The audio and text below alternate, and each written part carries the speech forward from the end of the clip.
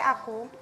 Iya maaf ya, nanti dihitung aja. Ya nggak apa-apa. Nggak, tapi sama kayak aku. Bayar arisan. Dulu. Sama kayak aku juga sering belajar. Contohnya sama Ustadz Riza juga ya, Tat ya. Sering banyak tanya sama Ustadz Riza. Aku Diskusi ya. Aku belajar banyak gitu kayak soal agama ini karena rasa pengen tahu yang tinggi. Nah, ini pas banget ya momennya. Alhamdulillah beliau juga ada di sini ya. Silakan Indra. Silakan. Assalamualaikum Ustadz Riza. Teh Indri apa kabar? Alhamdulillah sehat ya, puasa hari kedua nih Tat ya. Semoga masih segar-segar, semuanya masih semangat. Kita ngomongin masalah tadi nih, keyakinan bahwa Herjunot ngerasa sebelumnya tuh keyakinan seperti sesuatu yang diturunin aja sama orang tua gitu. Akhirnya berusaha untuk mencari sendiri, mempelajari sendiri. Ini yakin banget banyak teman viral dan juga mengalami kegelisahan yang sama nih Ustadz. Apakah memang seharusnya kita semua melakukan hal tersebut? Mencari tahu lebih banyak tentang agama kita ketimbang hanya menjalaninnya aja karena ya udahlah udah dari dulu Islam juga gitu. Gimana tuh Tat? Rasulullah menjelaskan taraktu fikum amrayni lan tadillu ma tamassaktum bihima kitaballahi was sunnata rasulihi. Jawaban harus ditemukan pada sumbernya Quran dan hadis. Maka agama yang melalui perenungan biasanya lebih hebat untuk memantapkan hati. Quran surah Ali Imran 190 191 Inna fi khalqis samawati wal ard wa ikhtilafil laili wan nahari la ayatin liulil albab wa yatafakkaruna fi khalqis samawati wal ard rabbana ma khalaqta hadza batila subhanaka fakina adzabannar. Di sini ada kata kalimat ulil albab. Sesungguhnya dengan penciptaan langit dan bumi, dipergilirkannya siang dan malam, ada tanda-tanda kebesaran Allah untuk kaum yang berfikir. Berarti apa? Merenungi. Kenapa Allah menciptakan siang dan malam? Kenapa dipergilirkan siang dan malam?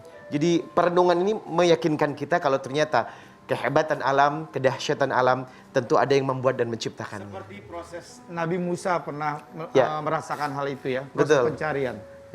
Oke. Dan satu lagi, gue mau tambahin. Ada satu kata-kata Nabi yang selalu jadi pegangan gue adalah mukmin yang paling cerdas adalah dia yang paling banyak mengingat kematian. Iya. Itu ente Jainuddin banget loh. Jainuddin banget. Jadi itu ada hadisnya aktsur dzikra haddimil ladzati ya'nil maut. Perbanyaklah mengingat penghancur kelezatan dunia yakni kematian. Oke.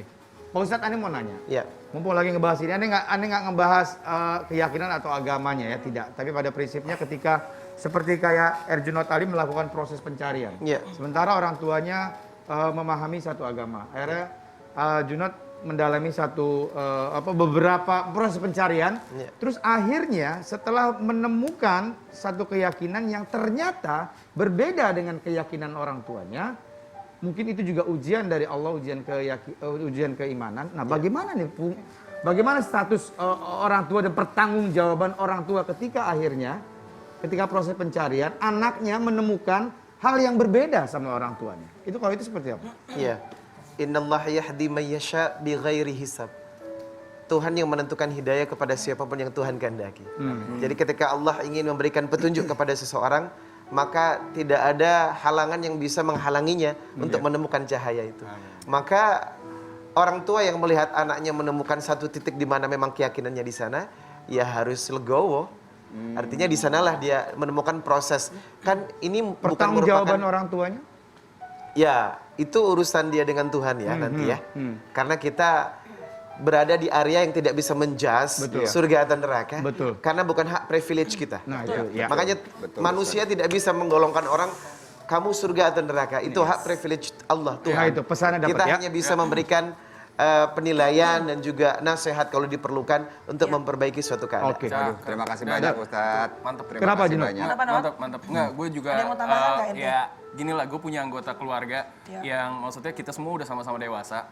Dan gimana cara gue selalu ngomong, nggak apa-apa ya saya gue. Ya, nggak apa-apa. Cara gue untuk ngomongin ke nyokap atau ke siapa, gue bilang gini, kita cuma bisa doain orang yang udah dewasa untuk dia menemukan cahaya itu yang Ustadz bilang, bahwa cuman bisa berdoa sama Allah. Soalnya kalau dikasih tahu sholat nggak, kalau nggak sholat nanti dosa, kan udah dewasa, udah tua, udah tahu dia harusnya kayak gimana.